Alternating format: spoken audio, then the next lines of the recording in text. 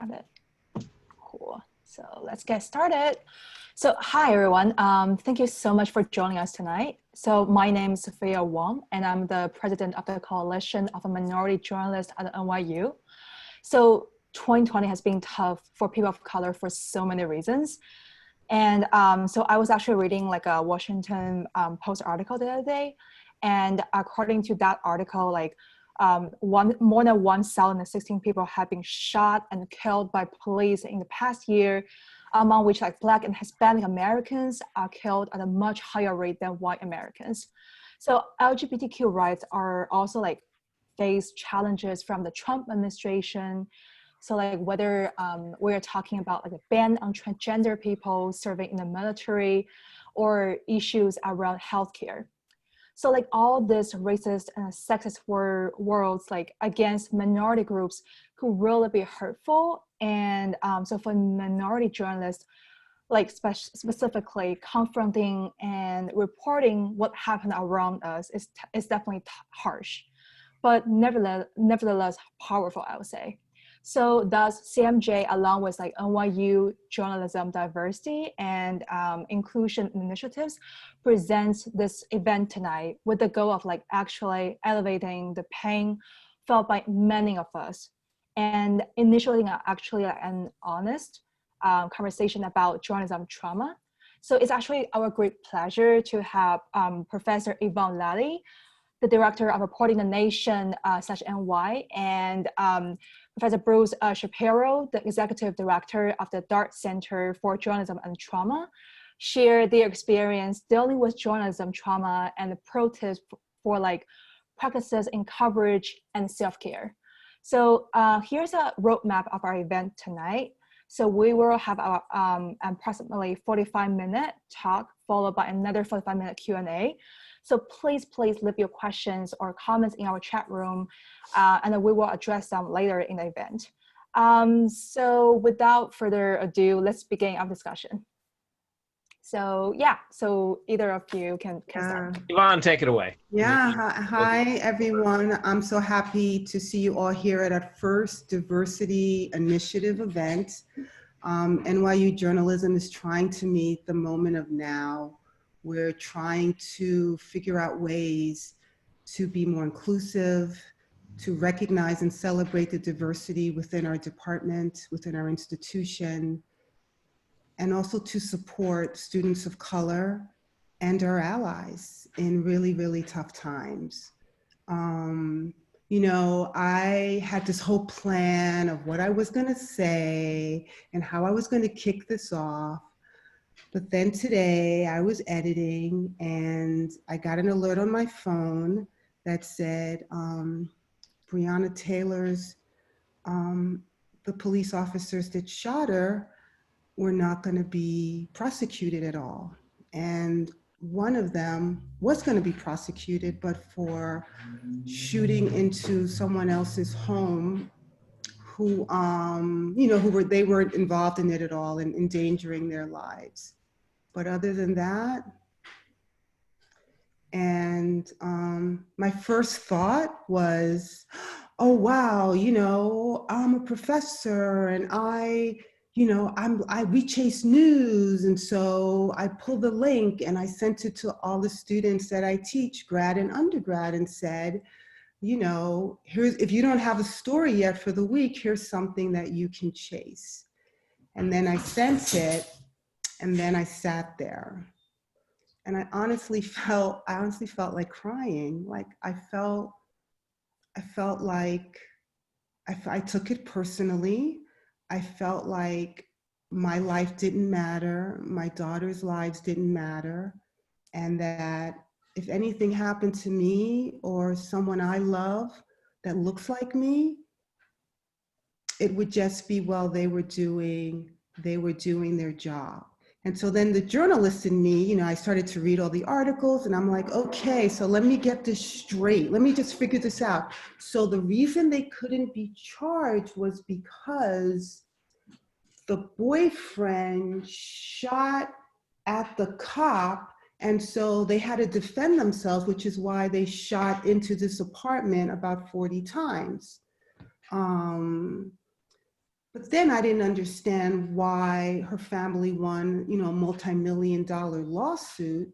If the police were in the right, then why would you then give the family all this money? And then I put, you know, I started looking and I saw, you know, white militia with guns marching towards the protesters in Kentucky. And then I saw a Black and African American district attorney basically explain why Breonna Taylor really life that really doesn't matter. And then I started texting with my African American grad student, and she jumped on this sort of idea of like, oh yeah, we got to do a story, we got to do something. And you know, she was writing leads and sending them to me via text. And then I don't know, I just like, I felt like, you know, I just said like, I feel awful, you know, I feel terrible. And then she says, she was my age, you know, and then we're just there on text, just completely I was just gonna get destroyed. And then it's like, oh, but she's still gonna do the story. It's annoying. And the only thing I could think of was like, how are we supposed to do this job? How are we supposed to then write an unbiased, fact-based piece on something that not only doesn't make any sense to us, but makes us feel like we have 1,000-pound weight on our back, you know? You just can't, it's like you can't even move. You're just, it's one thing after another, one body blow after another body blow. And as journalists, we have to run to it. We have to, oh, this is a great story, let's report it. But how do you do that when the people that are getting killed look like you? You know, like, how are you supposed to, and I was thinking, you know, because I talked to Bruce, and I'm a DART fellow, and it really helped me when I did it, because it was when I started as a grad director, and I found myself, I took my students to Navajo Nation, and we were like, I mean, it was insane, the stories we were doing on suicide and people drinking contaminated water because they have no other water to drink. And it was definitely the direction I was going to be taking the program in sort of this like running towards, you know, like we're going to be the voice, we're going to help the disenfranchised. But it comes with so much personal stress and so much pain. And just last semester with COVID, I turned my class essentially into like a COVID newsroom. And there we were, like all of us on Zoom all of a sudden, all of us just suffering, but still chasing the stories and chasing the stories. And somehow that, I think it made us all feel like we were doing something. But even with COVID, it felt like a collective, like, oh my God, we're all screwed. But there's something about like the Breonna Taylors of the world that I felt just left me and my African American student, or my African student, really just reeling as Black women, just reeling. Like I felt like I was in a spin cycle of a dryer. But okay, you know. And then one of my undergraduates emailed me, she's going to a rally, and I'm like, she said, I'm going anyway, you know, whether you let me cover it for you or not, I'm going to the Barclays Center. And so I'm like, okay, so you know, when you do interviews, you got to stand 6 feet away. I want you to be careful. I want you to wear a mask. I want you this and this and that. But you know, I couldn't stop her. You know, so a 20-year-old white girl, blonde, blue eye, and she's like ready. She is ready to go and report this out. And if she can't report, she's gonna just do it for herself, she said. And so here we are, we're all trying to meet this moment, you know, whether we're Black, whether we're white, whether we're Latino, whether we're gay or straight, whether we're Asian, Southeast Asian, Muslim. All of us have our own, you know, our own stuff. And it's getting increasingly more difficult to separate yourself from the moment of the now, and to not be a Black journalist, or not be a queer journalist, or not be a Latina journalist, or not be, an Asian journalist. How do you cover COVID when the president's constantly saying China virus, China virus, China virus? And that when you get on the subway, this was like a big fear I had for my Chinese students. It's like, is someone gonna hurt them? Is some wackadoodle gonna blame them for something they have zero control of? Are they gonna be on a story and someone's gonna point at them and blame them for something they have absolutely nothing to do with, that they're victims of too? And that's therein, Bruce, for me, therein is the dilemma. How do we do this job? When, it's, me too, women. I had a student who was a victim of rape, who was triggered by all of this and deeply, deeply suffering during the reporting of this. Yeah. Well, that's why we're having the conversation. Thanks, Yvonne, and everyone, and especially Sophia for that introduction. Thank you. I'm really glad to be with you on a tough night, right? This is a tough night for a lot of us, in a tough time for probably all of us on this call in different ways, as Yvonne was saying. From what I can tell in this Zoom room, there are people from lots of different backgrounds, but what we all have in common in this call is that we're all journalists. And I'm going to talk a little bit about the idea of trauma and the idea of resilience, the question about how do we stay the course as journalists. I think it might be important, given events of the day and given some of the questions, the bigger questions about the job that we all have right now, to tell you something about how I view journalism. And then I'm going to do a little bit of a talk about the science of trauma, the nature of trauma, and the nature of journalists' resilience and what we know. My own background is as a reporter. I spend a lot of time these days, since I direct this project called the DART Center for Journalism and Trauma up at Columbia. I spend a lot of time talking to psychologists and psychiatrists and other kinds of scientific experts on how people are affected and changed and injured by violence and crisis and tragedy, which is what we're talking about when we're talking about trauma. But the only toolkit I really have is the toolkit of a journalist. And to me, I became a reporter because I view journalism deep down inside as a radical tool for nonviolent social intervention. Journalism is one of the most powerful tools we have for shifting the balance of power. We do it through information, we do it through story, we do it through bearing witness, we do it through asking questions, we do it through finding stuff out and telling people about it. That's the calling that all of you have kind of signed on for, I think, and it's why we're on this call. And that can be corroded, that can be eroded. We learn the craft, we learn how to put ourselves in the face of people who would rather not answer questions.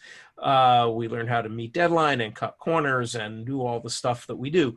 And it's easy to forget why we do it. So I'd ask you, as I'm beginning to talk, I actually would ask you in the back of your mind to think about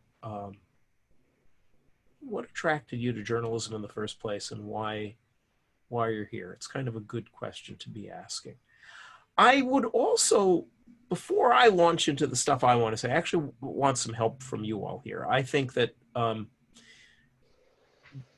tonight is emblematic, but unfortunately typical of the last 6 months, a period that has been unrelenting, both in the stresses that it's brought to us. We've had to reinvent how we teach, how we study, how we work as journalists, how we live every day.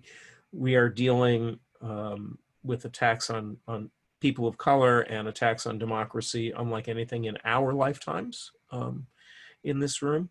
And that's tough and it's unrelenting. But so I'm wondering, and here I'd invite you, I guess, to use the Zoom hand thing just so I can sort of see who's who. What's something that you all, especially, but not only in your journalism life, maybe in your student life, even in your personal life, something that you have found really helpful in the last few months in coping and staying effective during this difficult time? And I'm asking you to share this partly with me, but also I'm asking you to share it with your colleagues in this conversation. We need to be learning from each other right now. Anyone want to leap out with, one thing that's happened, that's worked for you, that's you've found an effective way of getting through the day a little bit better or getting through your work a little bit better? I'm happy to jump in. Sure, Hi. please do. Hi, Courtney. Hi, I'm Courtney. I'm a grad student in Yvonne's reporting The Nation in New York. And something that's really helped me navigate these challenging times is honestly just always having discussions with people I'm friends with, having discussions with friends of friends, having discussions with people I meet at restaurants. It almost feels like you're able to connect on a different level when you're not reading it just off of social media and the news, but when it comes kind of straight from the source and straight from someone's mouth, it humanizes it, and it kind of makes you feel like you're in this community together, and it just feels like a little bit more of support. Yeah, and one of the things I'm going to talk about later is the importance of collegial support, peer support, and social support. All the science tells us that this is really critical, and I'll talk a little bit about what that means. Anybody else got a little strategy that's worked for you? And you're allowed to say it's a total shit show and nothing's worked, but here I would like you to, come up with something that maybe has made things a little bit better. Anyone want to? Hey. I'm also I was, I don't know, I still am. I'm in my third semester, but I'm with Yvonne in the Reporting the Nation cohort as well. I totally agree with what Courtney said. Oh, and I'm Maureen, by the way. I totally agree with what Courtney said. I think it's so important to have discussions with your friends and your colleagues. I remember Yvonne was talking about our class last semester, and it definitely did turn into like this COVID newsroom, but in this weird way. We were in we were in newsroom, but we were also isolated at the same time. And having those discussions every Monday, we had our class on Monday, it helps so much, and it helped us connect to the world in a bit. And something that Yvonne also suggested for any time where I felt really frustrated or I felt overwhelmed by just trying to keep updated with the news, Yvonne would just say, do one thing like silly every day, or just have a moment for yourself where you allow yourself to feel, you allow yourself to kind of disconnect, whether it's going outside for a walk and just not letting yourself look at your phone. Taking that one time for yourself and acknowledging your feelings is so important, because we are journalists, and we do have to have this neutral and holistic viewpoint of everything going on. But at the end of the day, we are human, and we have to acknowledge the part of ourselves as well. So that's something I definitely took from Yvonne and definitely helped. So thanks, Yvonne. All right, thanks. Maybe one more. Anybody else got something that's worked for you? Somebody want to leap in? Sophia, can I ask you, since you opened this out, could you? What's one thing you've done in the last few months that's made a difference? Yeah, so I definitely agree with everyone about this kind of coping strategies. So I often shared just my thoughts with my family, as my friends, about what is going wrong and what we could have done better. Mm-hmm. So I think talking to someone definitely helps a lot, just because sometimes when you are just staying on your own and just trying to think about the whole thing, you would just kind of get a little bit depressed and a little bit like pissed about everything that has happened. And talking to someone definitely helps me to realize, someone else is out there like supporting us and trying to like make something different. Yeah.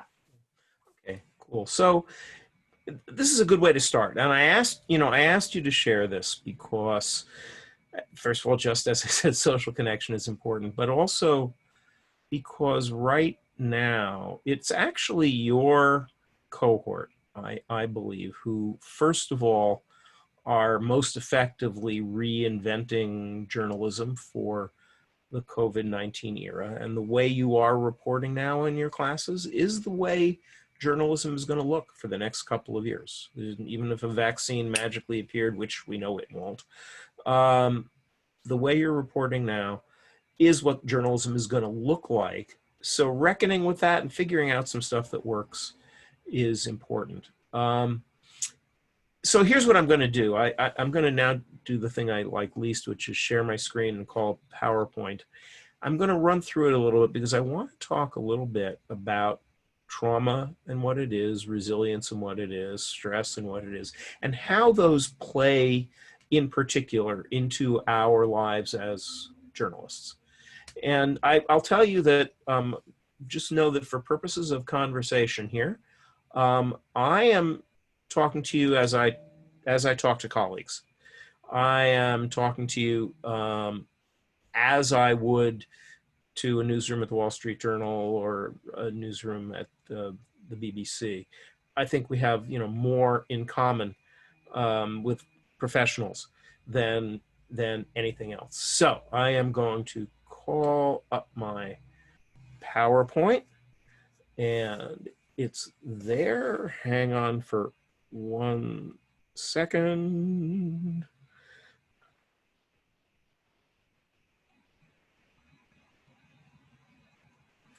Okay, so staying the course, strategies for reporting amid trauma. Let me just say that, I'm aware that this is what originally brought this group together was the concerns of journalists of color.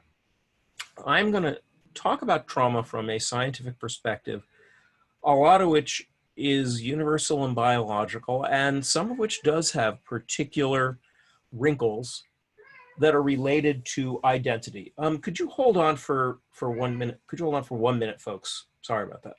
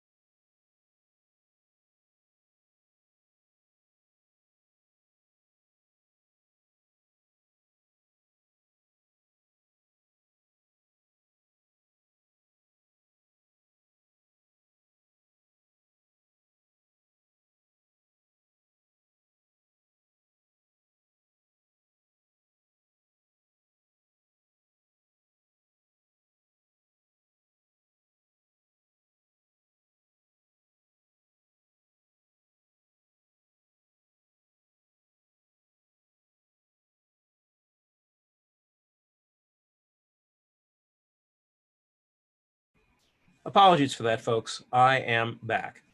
As I was saying, I'm very aware that what brought this meeting together, this conversation together, are the concerns of journalists of color. And that's at the center of this moment. There's a bunch of universal stuff about trauma. There are particular wrinkles for that are rooted in our identities, whatever they are. And we can take this conversation wherever it needs to go once I get through this. Again, bear with me. I'm going to do a little bit of science and then a little bit of journalism, and then we'll just have a conversation. You'll notice that picture there. Happens to be a place I like a lot, but it's also up there because sometimes beginning to have this conversation, as Yvonne suggested at the beginning, can by itself be a little bit arousing. It brings all kinds of stuff to mind. And if so, you should just comfort yourself a little bit and think about an image that means something calm to you, or go splash water in your face, or do what you need to do to center yourself as we have this conversation. Let me talk a little bit about stress. Okay. All of you as journalists are on some level stress addicts. All of you get into this profession because we like, or at least work with, deadlines. We like having stories that change every day, meeting new people, pushing the limits of how to research. We know how to ride the stress curve in journalism better than most people. We are like surfers. Or arousal, neurological arousal. You all know that stress of a certain kind makes you perform better, like an Olympic athlete. But of course, even an Olympic athlete's muscles will fatigue.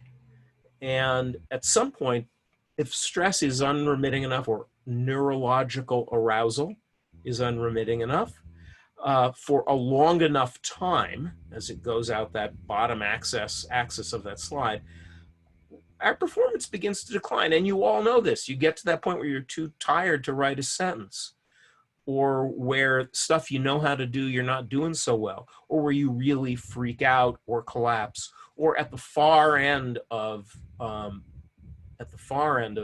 that line, there's burnout, which is a real issue, which is when our capacities are so overwhelmed by unremitting stress for a really long period of time that there's kind of long-term damage. The psychologists I work with at the Dart Center, knowing how journalists are, knowing our own kind of addictions to stress, worry that in this particular COVID-19 period and the post-Floyd period and the Trump election period, that the kind of unremitting stress of our daily lives, combined with the professional stress of everything we're exposed to, thinking about, and dealing with, is a little bit of a recipe for getting to the far end of that curve. They're worried about burnout as the signature issue facing journalists right now. I'm going to talk about that later. I also want to talk a little bit now about trauma. We've talked a lot about this. Trauma, the enduring changes to individuals, families, or communities as a result of exposure to overwhelming violence or horror, or a steady chronic experience of threat, right? News is a trauma-facing profession. This may sound obvious. We cover crime, we cover fires, we cover war, we cover natural disasters. A huge amount of what counts as news are the worst experiences that happen to people. And I think all of you on some level understand that, and that we have a complicated relationship to it.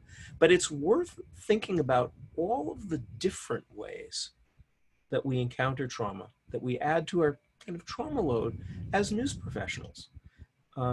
There's the direct trauma. Those of you who covered Black Lives Matter protests in recent weeks who've had encounters with the police, any of you who have covered the aftermath of natural disasters or crime, or that's the direct, we see it. But we also experience in our profession a lot of what the clinicians call vicarious and secondary trauma.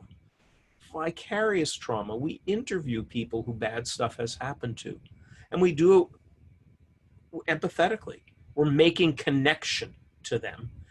And that can be a pathway for sort of taking on the trauma load of individuals and communities who we're reporting on. Secondary trauma, we deal with a tremendous amount of graphic imagery.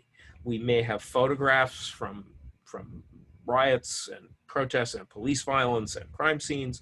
We may be dealing with social media that is a kind of open pipeline of graphic imagery with user-generated content like the videos of police violence.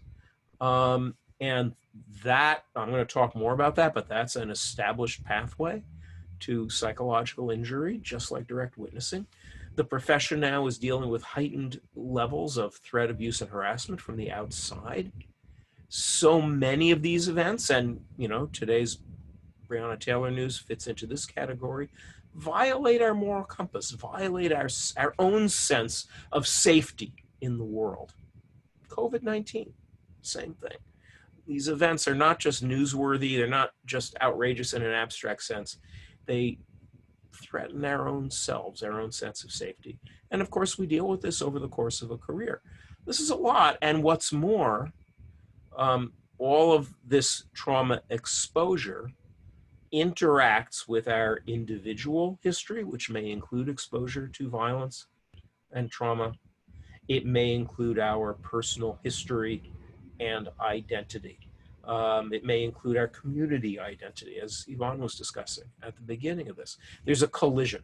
It's a big load, and all the studies that have been done of journalists and journalism in the last 20 years show that we absorb professionally far more traumatic imagery and information and direct and secondary exposure than most folks, and even more than many frontline professionals like police and fire, because we are also dealing so much in that secondary and vicarious terrain, right? So it's important to know that as journalists, all of us, no matter what our beats, are going to experience a lot. 90% of journalists in every study, 90% or more, cover major trauma over the course of their careers. And, on 9/11, for example, some of the first reporters to respond with their notebooks in hand were fashion writers. It happened to be Fashion Week, and folks were up at the Javits Center, fashion reporters from all over the world, and they all dashed downtown. This is just what we do, right? So news is a trauma-facing profession. Reckon with that and face it. But it's also really important to say that the same 20 years of studies show that we are a resilient tribe of professionals. Journalists, considering our trauma load, on the whole, actually do well. It turns out that our PTSD rates are lower than the general population, and considering our trauma exposure, and lower even than some other frontline professionals. Most stories, most of the time, even difficult ones, may cause us some distress, but we'll get back to our equilibrium. Our craft, having a job to do in the face of mayhem and violation, is protective. Having an ethical code is protective. Having colleagues is protective. These are protective factors that help us as a profession stay the course. The challenge is that when your personal levy does get overtopped, the nature of trauma is that it goes to the mechanisms that we rely on every day. And I'll talk more about that in a minute. This, if any of you don't know, the photo there is Maria Ressa, the wonderfully courageous and high-spirited founder and editor of Rappler in the Philippines, who right now is fighting a completely outrageous defamation prosecution from the Duterte government. But she is like the ever-ready bunny. She is just always there. But actually, most of us, most of the time in journalism, are doing pretty well. Third point, and I hinted at this, in the face of trauma, identity is never neutral. We bring who we are to that encounter with difficult events and difficult people. And there are some good things about that. Those of you who are Black journalists right now are changing the conversation in American journalism and are changing the news agenda because of insights that you have into the experiences of your communities. Same thing that women in journalism brought to me, 2 stories. I could go on and on. We gain insight from our identity, but we also gain vulnerability. When we cover trauma or are immersed in trauma involving people like us, that raises the risk of PTSD and other psychological injury. This is simply a well-established fact from research. This doesn't mean one is fated to have PTSD. It just means that our identity is both a strength and a vulnerability, and we need to reckon with that and up the self-care if we're covering something that rings our chimes. Okay, I believe it's important that we lean into our wildly varying experiences, that we lean into our complex and intersectional identities at a moment like this, and understand both the insights that they bring and stand up for those insights, and understand the risks that our identities may add to and take appropriate action. Let me just give you a little bit of background on understanding trauma and why it's so important to us as journalists and its impact on us. The best way I know to think about traumatic events is as a biopsychosocial experience with biopsychosocial consequences. An event, an experience that happens on 3 levels at once. Any of you who've had a one-time kind of scary but ultimately not too damaging experience, a screech crunch car wreck, facing down cops without having anything too bad happen to you, know what that's like biologically. You know there's that, your heart starts pumping fast, you get blood to your muscles, you may start breathing faster or slower. Your brain may start pumping out opiates so you don't feel pain or so the time slows down.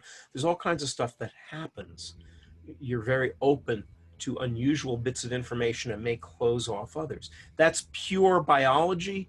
Our brains are wired to help us survive, and our bodies are wired to help us survive. And in the face of threat, we take action without even thinking about it. And that's great. It will keep you alive. It will enable you to run. It will enable you to deal with pain. It will enable you to make choices when you wouldn't think you could. It's fabulous.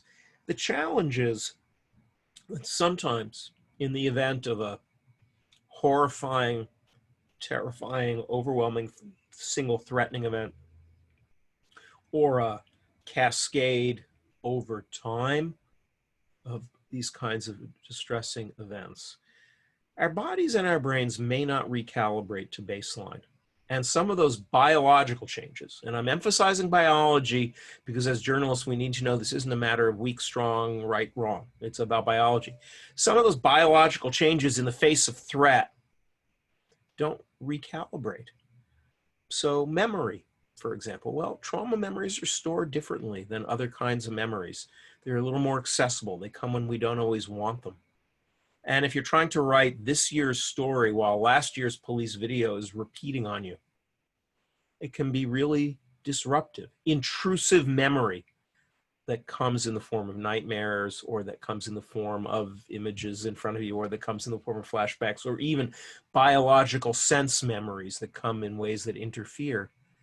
That's one kind of hallmark of trauma.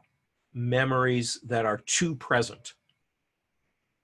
Arousal. We all do mobilize in the face of fear. But if our endocrine system and brains don't recalibrate to baseline, people may be changed. They may persistently have a hard time concentrating, a hard time sleeping, may become quicker to anger, may find themselves unable to put complicated stuff together. We rely on our concentration. We rely on our ability to focus. All of those things. So that too is very disruptive. Sometimes the brain will go in the other direction and people will become really numb, not feeling anything because the memory and that arousal are too overwhelming. So people become avoidant of triggers, right? They may pull back from friends. They may get into unpleasant spin cycles around stuff they're supposed to do because the tension just gets them going. When these changes go on for a long time, those are enduring psychological changes. They change how we apprehend and interact with the world. That's the psychological level. And at the social level, one of the hallmarks of trauma is a loss of ability to connect, a loss of empathy, a pulling back. And, you know, as journalists, we rely so powerfully on our ability to connect with others, with our sources, our characters, our audiences, our colleagues. When that's undermined, it can be really catastrophic. So, you know, this is not most of the time, but sometimes in the face of extreme enough experience or steady enough experience, these kind of biopsychosocial changes can begin to happen. And these are the mechanisms we rely on so much as journalists. So as journalists, how do you know when this is kind of really a problem? Well, interestingly, it doesn't take years on the couch. Because these are the mechanisms we rely on in a basic way, trauma's impact gets reflected in pretty obvious stuff in our academic or professional work as journalists and students. Missed deadlines, being angrier than we should with folks, withdrawing or being kind of dissociative, spacey. All of these are, if they go on for weeks, not if everybody has a few bad days, but if this kind of persistent change goes on for a month or more, you should consider that an early warning sign in yourself or in a colleague that your personal levy is being overtopped by this. And it's time to pay attention to it, especially because if left unaddressed, those kind of changes can become chronic spin cycles where people either get into risk taking because it's the only way to feel anything, or get into a push and pull thing with deadlines where they piss their colleagues off, or just end up spacing out, losing the plot journalistically. So you want to pay attention. And there are some risk factors, right? The more trauma you cover, on the one hand, the more you get good at it, but on the other hand, eventually it does increase your sort of lifetime trauma load. Individual biographical trauma, if we carry that around, it's a risk factor. It doesn't mean you shouldn't cover trauma. You gain insight from that, but it may mean, yep, you know, you want to up the self-care. Same thing with identification with the subject, social isolation. If you're the kind of negative person who thinks the world sucks anyway, that's actually a risk factor for PTSD. So it's something to think about. It's also really important to know for you as a generation, since you are spending so much time with your journalism in the world of images and the world of social media, that as far as the brain is concerned, there's no difference between the digital front line and the pavement front line. The brain metabolizes a steady diet of graphic imagery as threat and processes it in the same mechanism. There's a lot of strong evidence, including built into the latest definition of post-traumatic stress disorder, actually, saying that a steady diet of graphic imagery can lead to the same kinds of consequences as personally facing down an overwhelming threat. Okay, and online abuse also kind of adds to this. And gender is also really important. We are in early days of some studies, but I can tell you that all the evidence is that both the prevalence and impact of abuse and harassment of various kinds on women in journalism is higher even than those of us who've been looking at this field for a long time understood. It's really important. So the question now, and this is the fun, I've laid out this kind of grim landscape, right? The good news is that there's a lot that works. There's a lot that you can do to mitigate the impact of trauma and to build your individual resilience as a journalist. And I should say that resilience is not feeling anything. Resilience is not that rigid oak tree that never is moved. Resilience is that tree that bends, that limb that bends under the weight of the wind, a young branch that bends under the weight of snow and then bounces back. Resilience is the ability to recover from stress, and that's what we're going to be talking about, building. You've been hearing so much from Dr. Fauci and others in the last 6 months about flatten the curve of coronavirus. The reason for that is simple, of course. We want to protect our hospitals. We want to protect our medical system. Well, the same thing is true of stress. We want to protect our capacities. Could I ask anyone who's not muted to please mute? Speaking of stress. Thank you. We want to, you don't want to get to that far burnout, exhaustion part of the stress curve. So kind of the first lesson in self-care is to flatten the stress curve, to avoid those sharp ups and downs. And we do that by shortening arousal, by shortening stress, by trying to kind of cut back on that unremitting thing. And how do you do that as a journalist, as a student, as a citizen at this time, right? Well, the core principle that I think all of us, particularly if we are distressed by the current news cycles and its intersection with our work, the core principle we need to embrace, and this is going to get very practical fast, trust me, is neurological recovery time. All of our brains need downtime. And that doesn't just mean the month you get to take off after you've graduated or at Christmas, okay? Neurological recovery time. A resilient journalist is a well-rested journalist, and recovery time means nano breaks, breaks during the day, changes of task when you're dealing with a lot of traumatic stuff, boundaries around traumatic imagery, all kinds of things that give your brain relief from varying sorts of stress and trauma. And it's got to be a conscious strategy so that you regain control. If there are things in your life that you like doing, like just taking a walk and putting positive images of trees into your head instead of just police shooting videos, that's one kind of thing. If you play music, if you have family you like spending time with, if any of those things in a structured way are actually giving you recovery time. And the crucial thing, I believe, for us in this news cycle are setting boundaries around technology. The number of times I've been giving talks in the last month and the phrase doom scrolling has come up, I can't even begin to tell you. I love technology. We are able to talk today because of technology. We are able to communicate and keep doing our work remotely because of technology.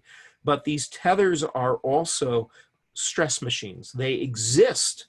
This phone exists to keep us stressed. Even when you're doing something on Facebook that you like, your niece's Facebook page or something, that's a little shot of arousal. And we are also looking at the news cycles. So it's really, really important that we set boundaries around technology, that we set aside times of the day that are technology free. I now read only fiction before bedtime. I have a no device rule for the hour before bed. I put down my phone during lunch. I do other things just to give my brain a chance to calm down.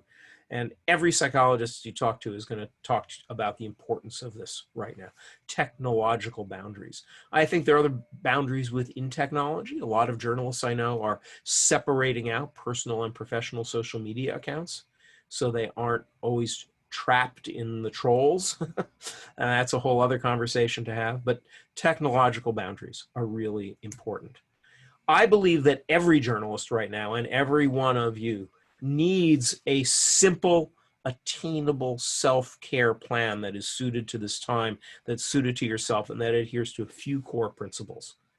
Okay, what's a good self-care plan for a journalist? Exit building before tweeting about it. Start there. Know your signs. That is to say, you know what it feels like to be in flow. You know what it feels like to be totally overwhelmed. And attending to that and recognizing, oh, I'm kind of wound up today. And having the kind of conversation with yourself that Yvonne had actually can be really helpful, right? Not because you want to wallow in it, but because you want to be able to take action and do a little self-care. Lowering your biological arousal turns out to be very helpful to journalists.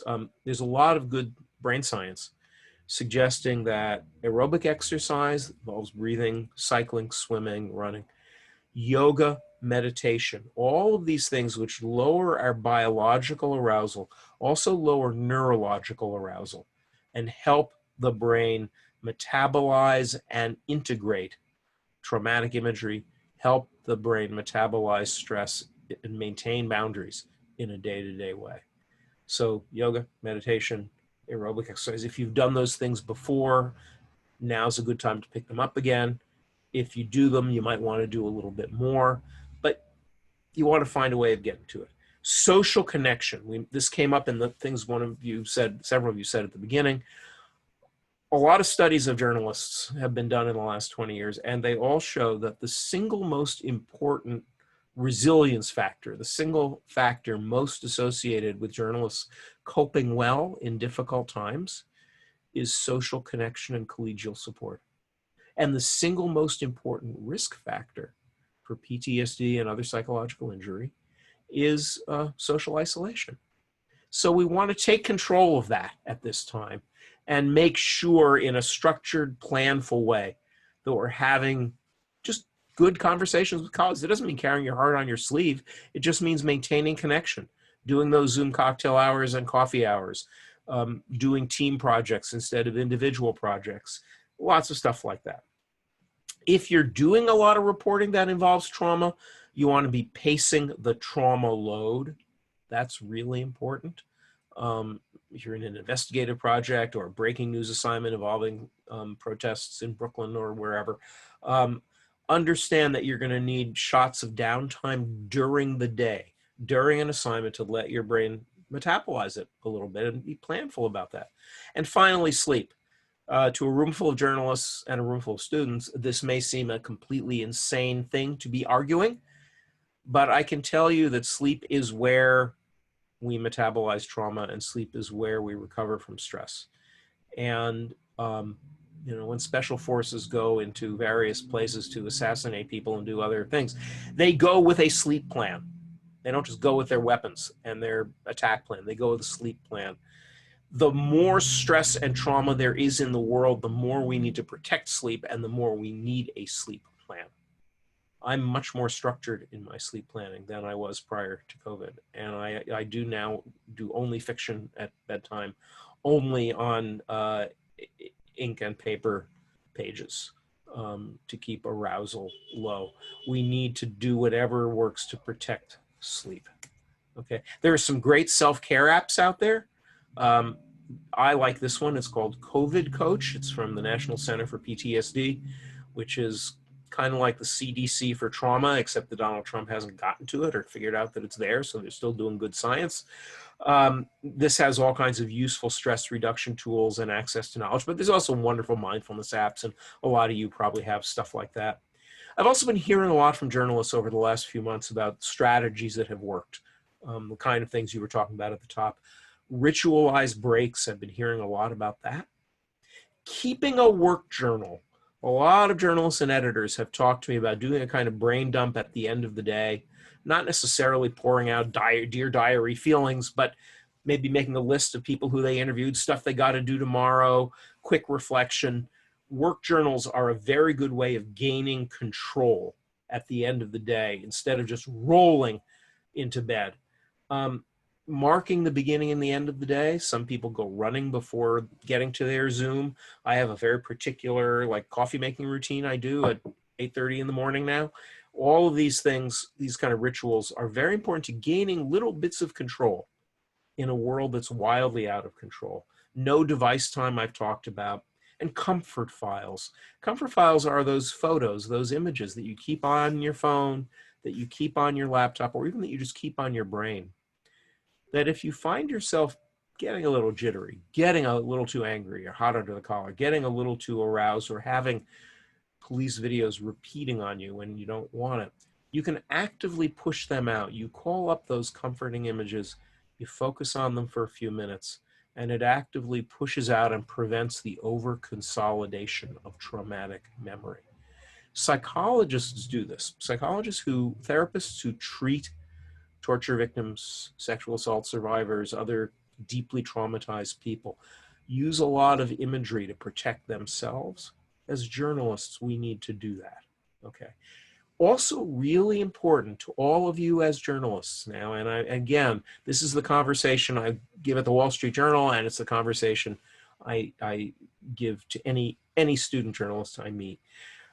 It turns out that in the psychological literature, ethics and standards in our professional work as journalists are very important to our mental health. We understand checking the facts and getting the quotes right and treating people fairly as an ethical imperative because it makes our stories credible, because it protects our publications, and all that keeps us from getting fired and all that. But it turns out that it's good for your mental health. When reporters cover deep violations of the social contract, like mass shootings or what have you, if we do it with our toolkit, with a clear sense of mission, with our ethics clear, That's protective.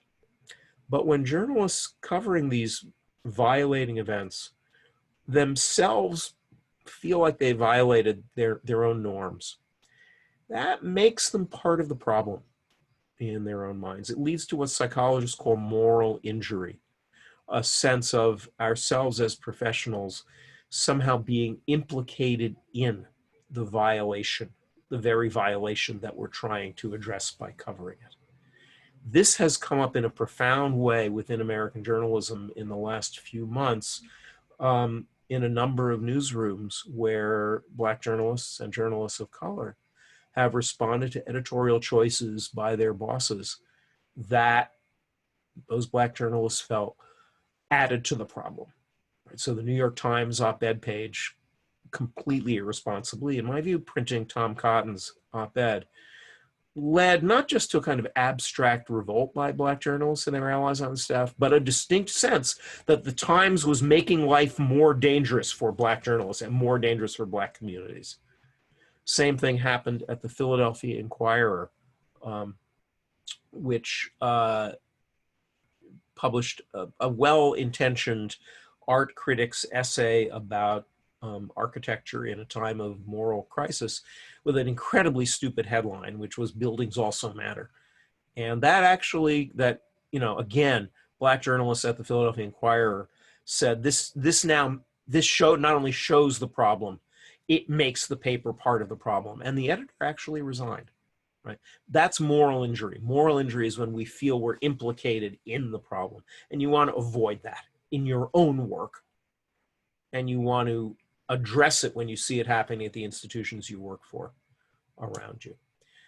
If you are going to be dealing with a lot of graphic content, having a strategy for that is important. There's a great tip sheet on the Dart Center website, which I can share with you all later. And being a good colleague. And here, this is a place where professors and student journalists help one another, actually. We all need colleagues. We all need mentorship. We want to give support, but also get support. Some newsrooms now are actually doing formal peer support systems. We don't need to talk about that now.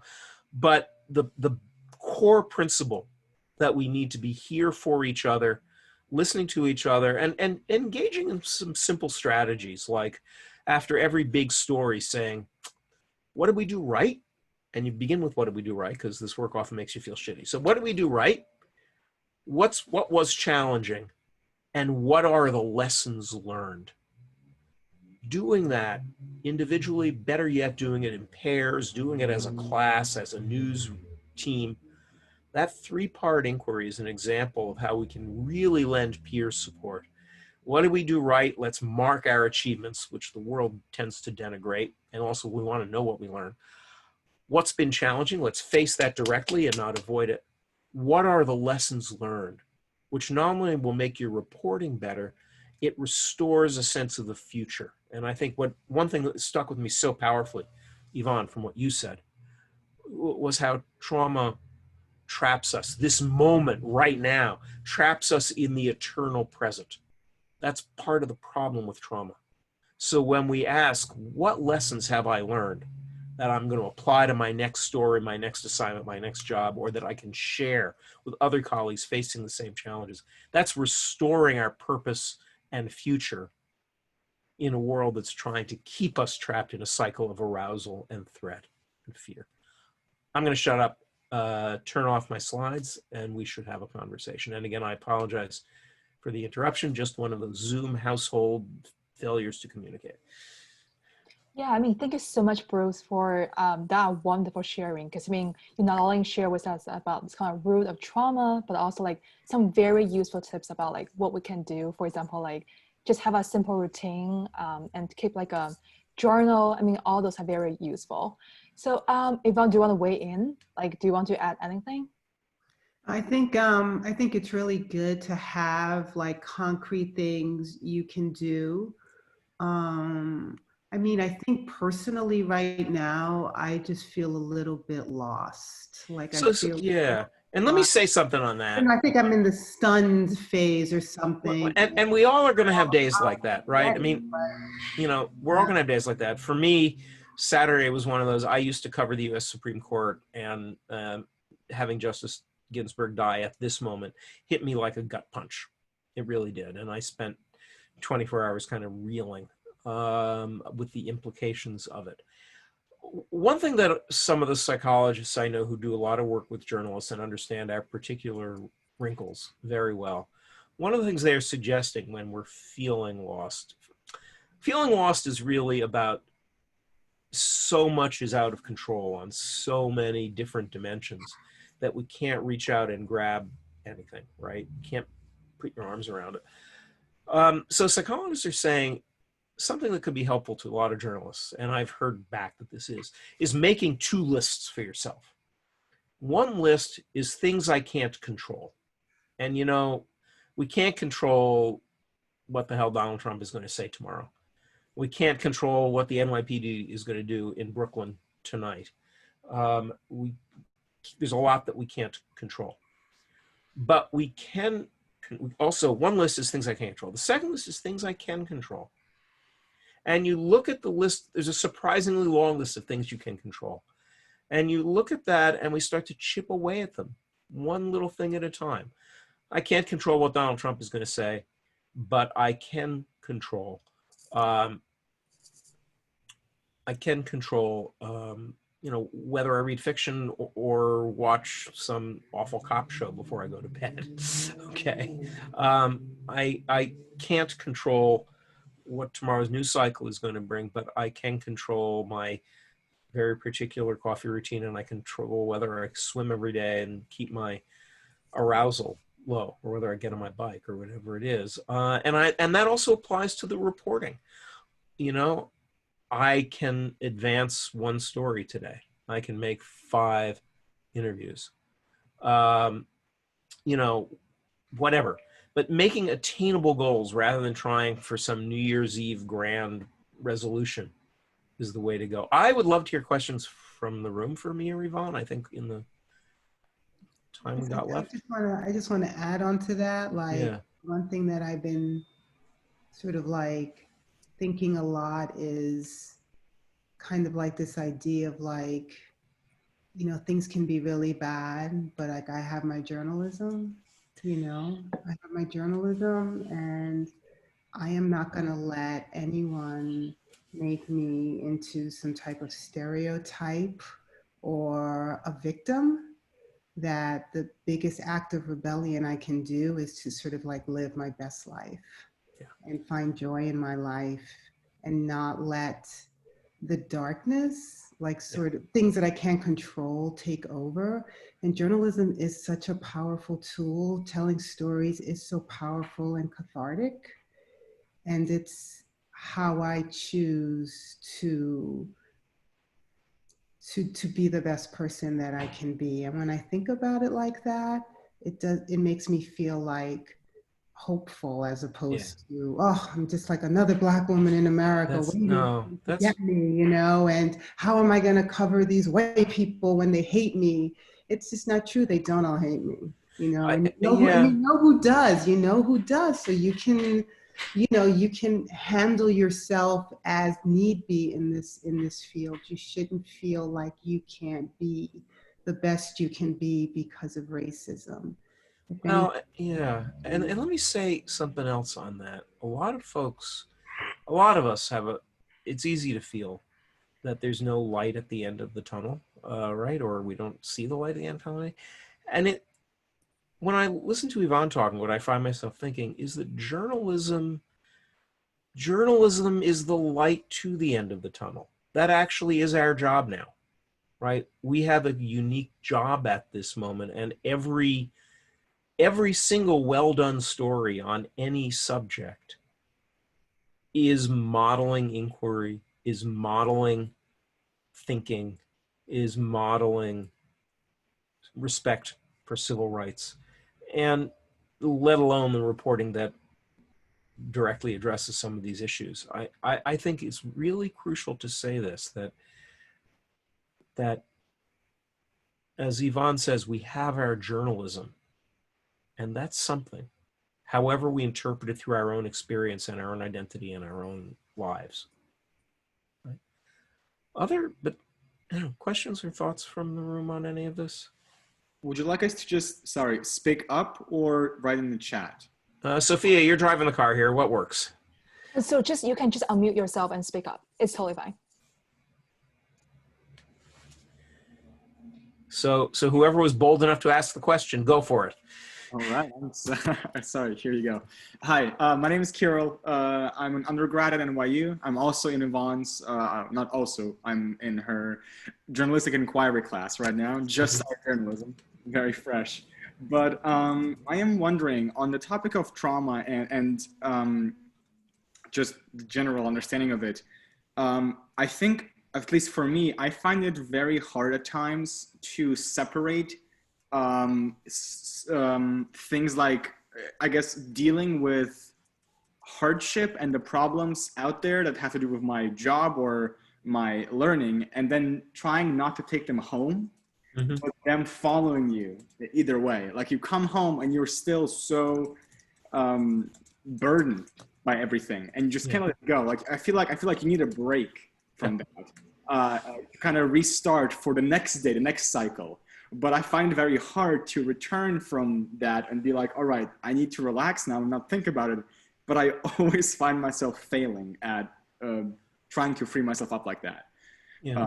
And I just wonder, I mean, obviously this routine sounds like it really does help with that, but I'm just wondering if you can speak more to that kind of issue. Well, I think, first of all, keeping it simple and recognizing that you know, you may have to try a few things. There's no one size fits all solution. But the more it can be simple, lowering your arousal, changing your attention, and doing it every day, the better off you'll be. Back before COVID, I was a cycle commuter. And, you know, at the Dart Center, my job involves like looking at a lot of shitty stuff all the time, right? And talking to people who've been through tough stuff. The 10 minutes between leaving my office on the bike and getting on Metro North, and then the 15 minutes between getting off the train and getting off my house here in New Haven where I live, were among the most important of my day. It's remarkable how much that can resettle you. But, you know, everybody's different. You got to find something that works for you, right? The main thing is to try stuff and to try it every day and to try different things. And also think about this idea of nano breaks during the day, of finding ways of some neurological recovery time during the day, right? Other thoughts or queries? I have a question. Hi, my name is Jada. I'm in my final semester in the CRC program at NYU. Okay, Jada. I wanted to ask you, so a lot of us are practicing journalists and a lot of us are also students. I'm curious what you think the role of our respective institutions should be in helping us deal with what's happening now, especially. I mean, trauma has always been, sorry, I'm not sure why this is twitching so much. Trauma has always been a part of journalism, and I understand that. Yeah. But I think, you know, I think everyone will agree when I say that I don't think we have, at least in our generation, have experienced this kind of social trauma. Right. And I'm interested to know what you think an institution like NYU or like the Journalism Institute, like what their role should be in assisting students cope with what's happening, and also just institutionally. You know, you had mentioned the situation at the Philadelphia Inquirer, where they not only showed that, not only exposed the problem, but realized that they were a part of the problem.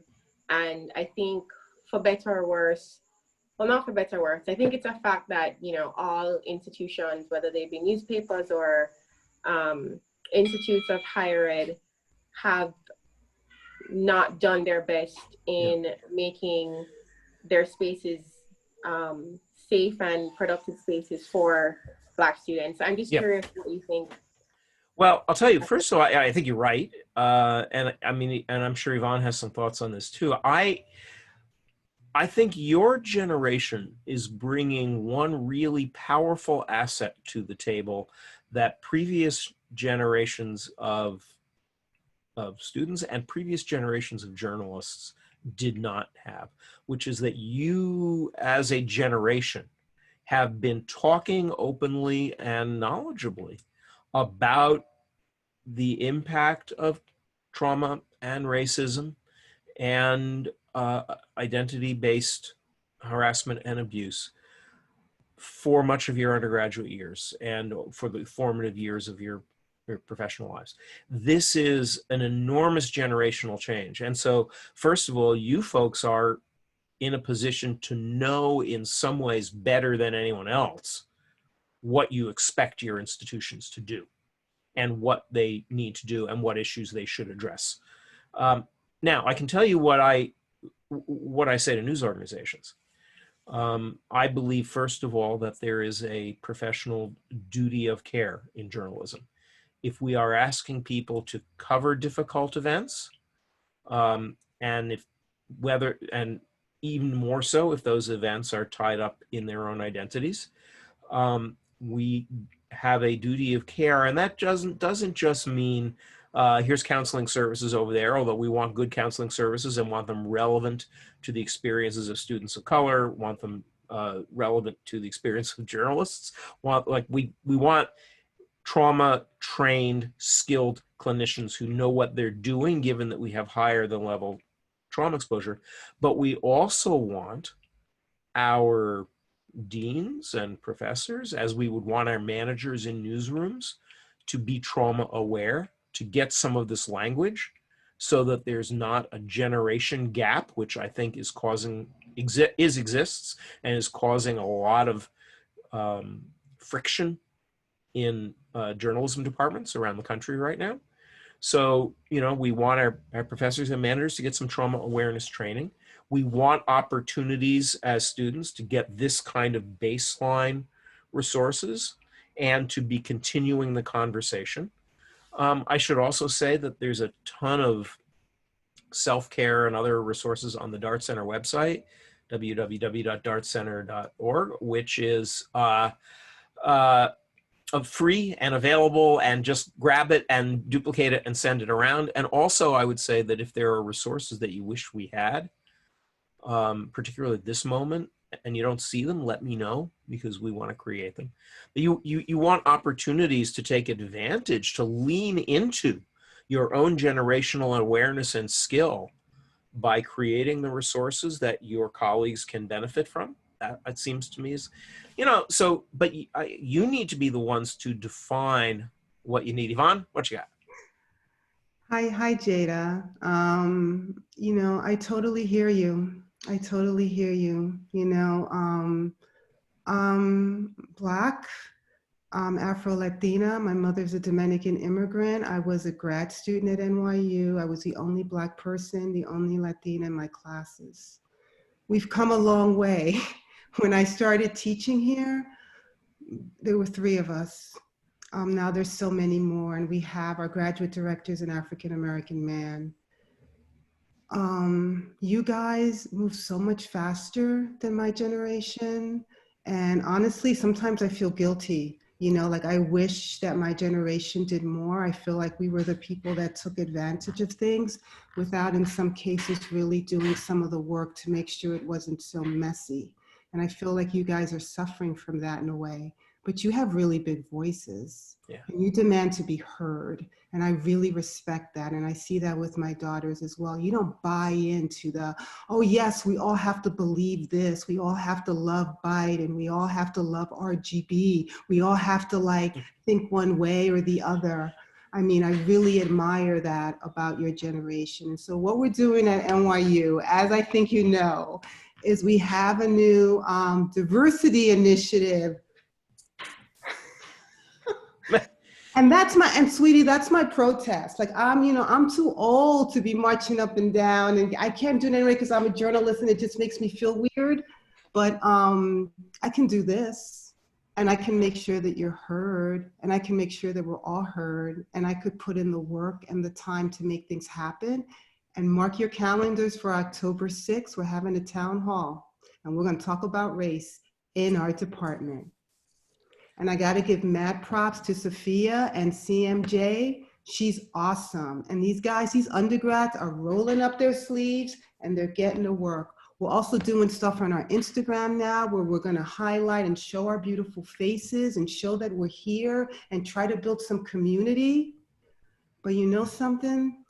It ain't easy. It's hard work. And it's not because there's these like mean white people who are standing here trying to like attack us all. It's just, it's an old institution and things move a certain way. Let me say something about community, okay? Community, you know, is at the core of what I was saying about peer support, and community, people taking care of each other is the best source of resilience. Every bit of science on trauma says this, right? Community is being fragmented and fractured right now by COVID. Our communities as journalists, our communities as students, our communities that we live in and families that we come from are all fragmented, right? And that's going to be true for Black students. It's going to be true for student journalists. That means, I believe, that building community means very aggressively looking for opportunities to do stuff together. Not just sort of the socializing, but, you know, problem solving. Okay, we need, you know, I mean, get together with some other Black students at NYU and say, what are a few very specific things we need to have the trauma of this time addressed better by the school, and really work on it together. You know, and try to, even when you're trying to do stuff yourself, try to do it in pairs or whatever, so that you're building community at the same time that you're addressing specific issues, I think is an interesting challenge. And I believe that journalistically too. I think that when we're, in my own classes, I'm trying to give students more pair assignments and more team things, because the opportunities for them to connect socially are so limited that the professional bonding is even more important. You know, I also do want to say, Jada, that the challenge that Black journalists have thrown down in newsrooms to what objectivity means, or, you know, neutrality means, is really important, and it's changed American journalism in the face of a few months, and does reflect a very important generational difference. And I encourage you to keep in dialogue with your faculty about this and with your colleagues. It's an area where a lot of us are recalibrating, right? And it's really important to be part of that conversation. And ask the question, how do we maintain professional mission, purpose, standards, credibility, and lean into the challenges of this time? Thank you. Yeah, I mean, actually, thank you so much, Yvonne and Bruce, for like addressing that question, and thank you so much, Ada, for asking that question. Because I mean, I just want like add on to that, like we as Coalition of like Minority Journalists, we are actually helping to address this kind of issues. So we have been sending out this kind of surveys, and you can fill out this kind of surveys anonymously, and you can just let us know what kind of like questions you're having, and what kind of concerns you're having. And if you want to make a complaint, like anonymously or not, you can just let us know. So we just want to let you know that we are actually here for you. Yeah. I mean, the one thing I've realized doing this so far, and like the month I've been doing it, it's like, I don't want to hear from the faculty. Like, I want to hear from you, you know? I want to hear from you. Like, you guys know what needs to happen, how to fix it, you know? And I feel like my job is to try to just make it happen. And I don't even know how much we can fix, but we can like work together to move in the right direction. So, but there's a question here on the chat, Sophia. Do you want to throw that one out there? Because we're kind of running out of time. Yeah, because I was actually like trying to send a message, but so you can actually follow us on Instagram, Facebook, or Twitter, and or you can just shoot us like email. Our email address is nyu.cmj@gmail.com. So you can just send us a message, and yeah, we can send you the survey. And yeah, and so we also have this kind of weekly newsletter. So we are trying to compile all this kind of like resources, and we are also having this kind of events throughout semester. We're gonna have like guest speakers coming over and sharing their experiences. Yeah.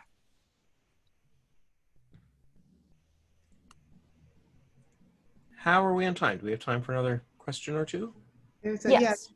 here on, there's one from Kristen, who's a freshman, and she says, when you said we should embrace our identities and incorporate the insights we gain from our identities into our reporting, I do agree very much. However, how do I balance that with being objective in the journalistic world? Really good question. How much insight is too much insight for peace to go from objective to subjective?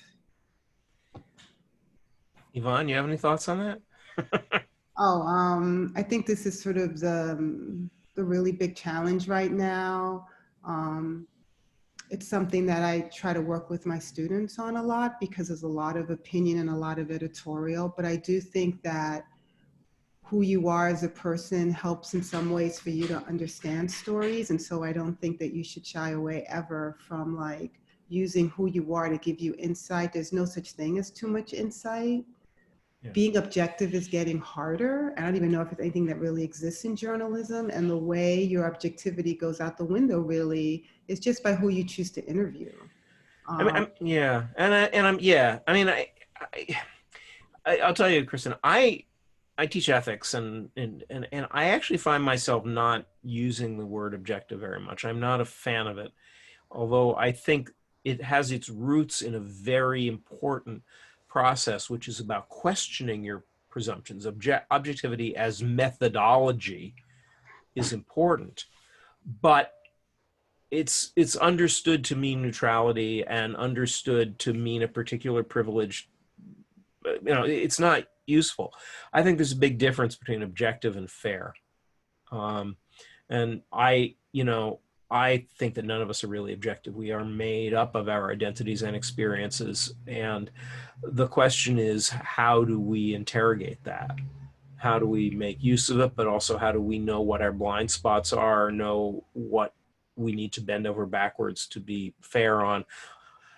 Journalism is a funny thing, whether it's first person or third person, whether it is kind of crusading radical journalism on its face or cool, calm, on the one hand, this, on the other hand, that stuff. To be effective, journalism needs to be trusted. To be effective, it needs to have the confidence of listeners or viewers or readers. And so that confidence means that we need to be asking all the time, are my experiences, biases, and insights lending credibility and weight to my reporting, or are they getting in the way? There's a really interesting exchange on Twitter about a month ago between Wes Lowry, the journalist who wrote a terrific op-ed in the New York Times about engagement, the need for engagement by journalists in the face of moral violation. And Tom Rosenstiel, who's a kind of old hand, the author of Kovach and Rosenstiel, The Elements of Journalism. And they did this very interesting Twitter exchange in which they agreed that we need to be engaged, and we need to be outraged, and we need to be motivated by a sense of injustice. But that it's easy to to confuse professionalism with a kind of phony objectivity. Anyway.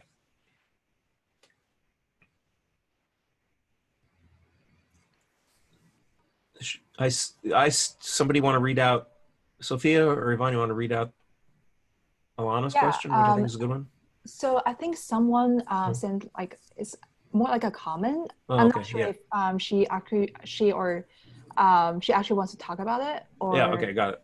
Yeah. So like a thank you, thank you. Yeah, thank you. I didn't know. Yeah. Other questions, comments, thoughts? Juanita? Yeah, hi, my name is Juanita. I'm actually a senior in high school, but Hi, Juanita. I wanted to ask, how, let's say, like as journalists, would you kind of help impact or break away from such an institution that's so instilled in its way and viewpoint, to a way that like opens people's eyes to minorities and just current events?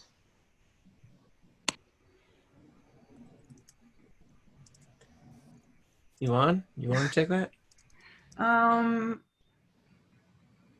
What publication do you mean? Like when you say that, that's like a really broad question.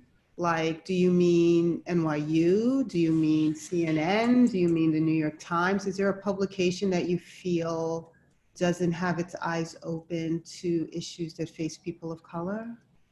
I guess I meant just like in general, in kind of to reach out to more people, to have more of an impact.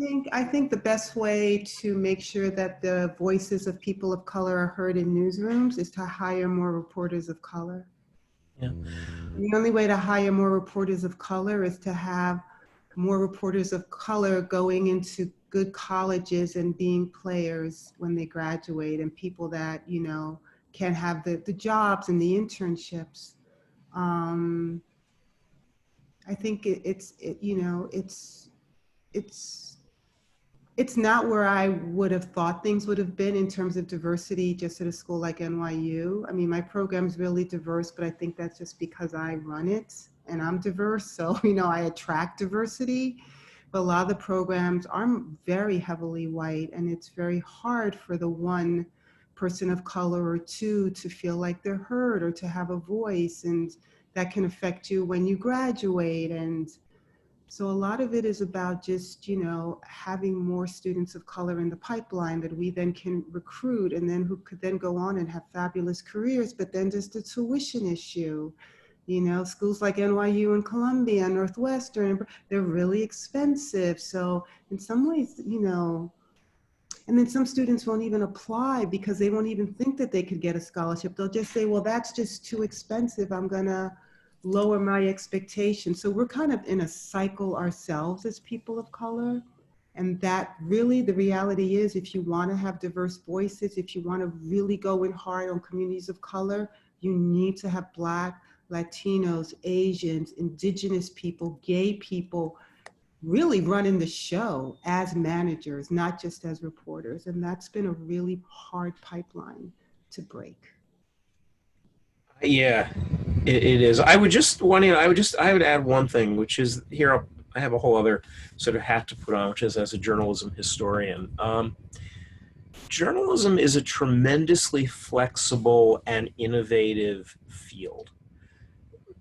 There's not one way to do it, and never has been. It's all about reporters finding stuff out and telling people about it, and finding the tools and the structures and the means necessary to do that in the face of different challenges and different circumstances.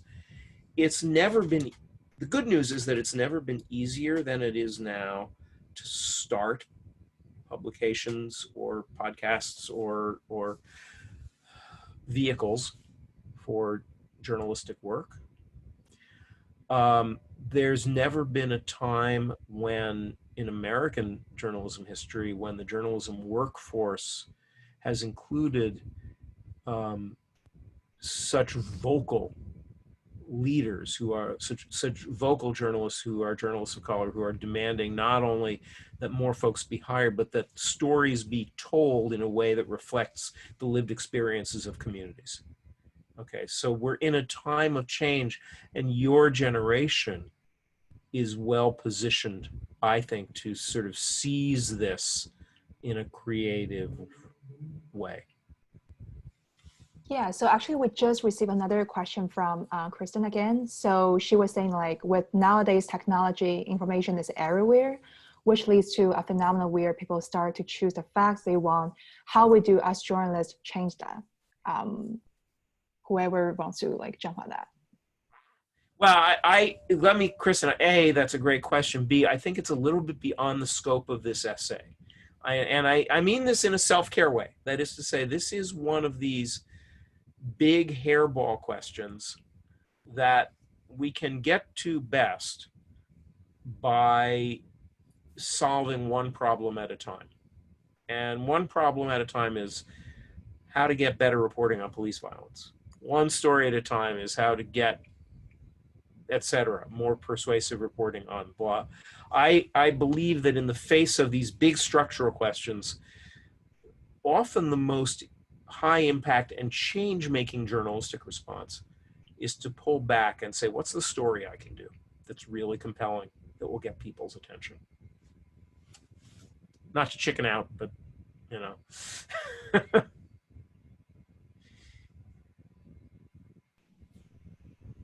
Okay, anything else? Maybe one last question, and then I think we've got Yeah. So we're running a little bit over time right now, but like whoever wants to ask like a final question or share some final thoughts, like now is the time. Oh, here's a question. There's someone in the chat, Sophia. Yeah, so Yuki is asking a question that how do you follow your own personal values for avoiding personally traumatic coverage while developing the beginning of your career? I'll say you can't, you know. When my first job, working in Westchester, New York for Gannett, there was a serial killer who killed a girl who lived in the village, and I went to her house thinking the mother knew, and it turns out I told the mother her daughter was murdered by a serial killer. And I was just like right out of college and covering board meetings and not a hell of a lot of experience. And there I was telling this woman that her daughter was murdered. You can't, it's the job. It's just like what Bruce said about 9/11. It was the fashion writers. Same thing with Columbine. Everybody has to go. It doesn't matter what you cover. Yeah. You know. I guess what I would say, Yuki, is that it's really good to hear you reflecting on your personal values. And the question is not how do you use your personal values to avoid trauma coverage, because you probably can't, honestly. But how do you use your personal values to inform your trauma coverage? You want to educate yourself in what's going on for families of a murder victim whom you happen to encounter in court. You want to understand what's going on for survivors of sexual assault when you're writing a story about a shelter or something. And you want to come up with, you want to strengthen your toolkit for interviewing them. You want to think about what questions you want to ask and don't want to ask, and how to be skilled at being a witness for folks who've had difficult lives. You know, I think that's where if you try to avoid stories that make you unhappy in journalism, you'll probably have a pretty narrow and unsatisfying career. Part of what's good about this profession is that it's a license to go a little bit outside of our comfort zone, and a license to ask questions about what's wrong with the world, and a license to try on sort of different hats. And you may discover that you're actually very good at talking to people who are distressed, or talking to people who had stuff happen a long time ago. You may discover it's hard, but in any event, you want to be as good at it as you can be. I think that's how you follow your values in the face of a world that does have a lot of violence and cruelty and racism in it.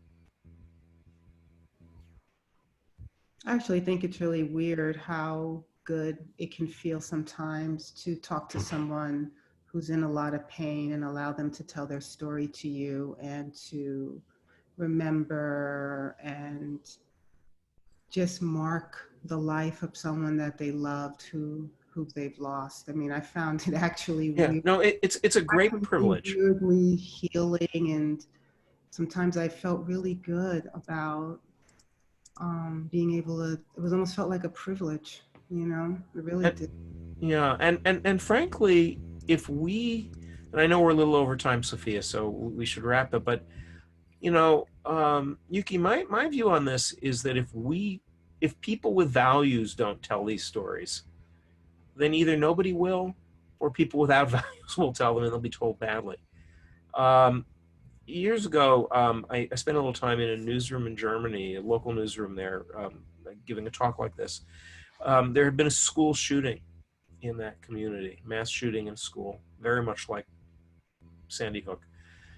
And the editor was a really kind, thoughtful, well-intentioned guy who said, we don't want to be exploiting the victims, so I don't want any of my reporters interviewing the victim families. It's exploitive what the media does with them, and we're not going to do that.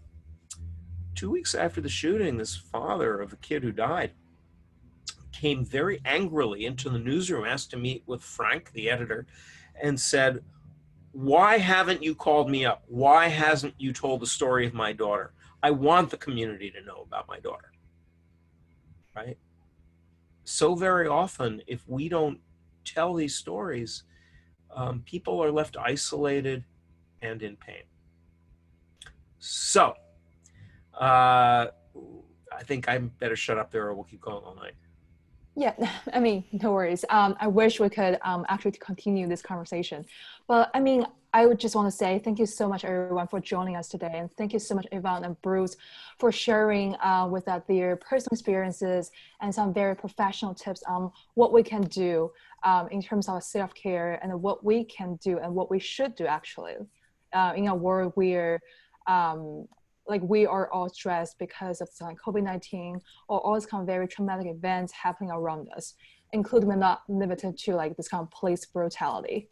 So, so with that being said, so I'm gonna upload both the slides and the recording to NYU Journalism website, and feel free to follow NYU CMJ, our social media platforms, and let us know whatever whatever is in your mind, and whatever, we will try our best to help you. Yeah. Thank you all. Thank you. Yeah, thank you. Thank you. Have a nice evening. Thank you. Bye.